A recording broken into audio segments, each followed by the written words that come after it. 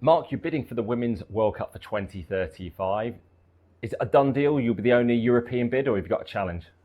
Oh, we've no idea whether anyone else will come forward, Rob. We can only control what we can control, and that is to put together a really good bid. We're really excited about the possibility. We think we could do it really well, and the impact on women's football in this country would be fantastic if we managed to win. Will you be submitting a bid for a 48-team World Cup? We don't know yet. At the moment, the paperwork seems to be suggesting a 32 team, but we know there's conversations about potentially growing. From our point of view, we'd be ready to do either. We'll adapt to whatever FIFA need, really. Do you think a 64-team World Cup is good for the men's game, or is that just expansion going too far? I haven't seen any model yet. I've only heard numbers being talked about, and I don't think they've reached any decision yet. I know that there are a huge amount of countries around the world who have never had the opportunity to play in the World Cup finals and would like the opportunity to do that, but then you've got to balance that up with the tournament itself. So let's see what the ideas are, and then we can judge them. This is the summer of the new Club World Cup. There's only 27 days between the final and the Community Shield. Manchester City could be playing in both. Will there be any leeway for City, given the concerns about player welfare? So we've already moved the start of the season back a week effectively to allow that 3.5-week gap between the final Club World Cup and the Community Shield. And in terms of FIFA matters on a broader scale, there's moves to end the war on Ukraine by Russia.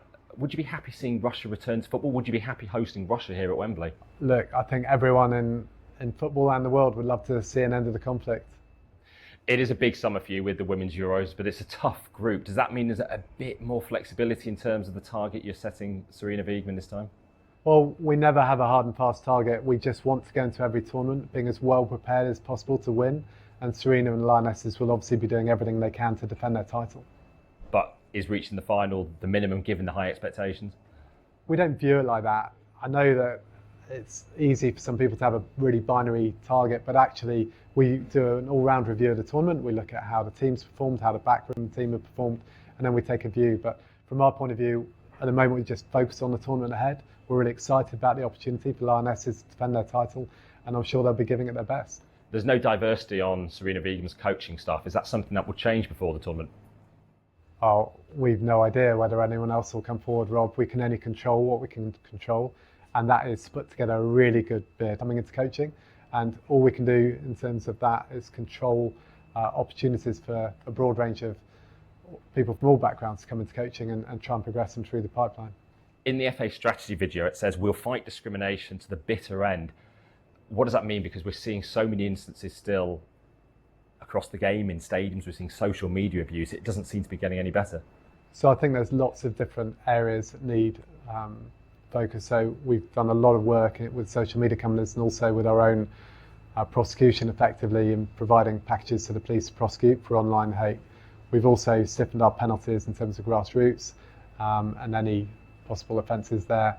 And then at the top end of the game as well, introducing higher mandatory minimums. So we'll do what we can to fight it. It needs to be an all-game solution, and we'll try and lead that. Are you getting any luck contacting Elon Musk? I mean, the Prime Minister's well connected with Donald Trump, and he's in the White House. I haven't tried to phone him, but no, the reality is all of football is really keen on addressing the issue and making sure that we prosecute offenders where we can find them. And then you've obviously got the Online Harms Act coming in as well, and seeing where that can make a positive difference.